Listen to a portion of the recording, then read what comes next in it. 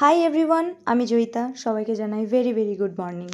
I hope কি আমার mini blog তোমাদের ভালো লাগছে।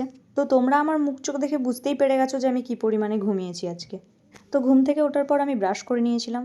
এটা বলার কি আছে, সবাই তো ব্রাশ করে, আমিও করেছিলাম। তো তারপরে বিটরুট জুস আর কিশমিশ ভেজানো জল, কিশমিশটা খেয়ে নিয়েছিলাম। তারপরে একটু চা, তারপরেই আমি ডিউটির জন্য রেডি হয়ে গেছিলাম। আর আমি জানি না সকালবেলায় আমার মুখটা এত সুন্দর লাগে কেন, মানে আমি নিজেই নিজেকে সবসময় দেখতে থাকি। কেউ তো আর আমার তারিফ করবে না, তাই নিজের তারিফ নিজেই করি। তারিফ করার মতো মানুষ নেই তা নয়, কিন্তু সে করে না, যাই হোক। তারপরে আমি 5টার মধ্যে বাড়ি চলে আসি, এসে একটু বইটা নিয়ে বসে যাই। তারপরেই দাদা বলে চল কিছু কেনাকাটা করার আছে দোকানের জন্য, তো সেগুলো কেনাকাটা করতেই চলে গেছিলাম। তারপরে বাড়ি ফিরি ওই 9টা নাগাদ।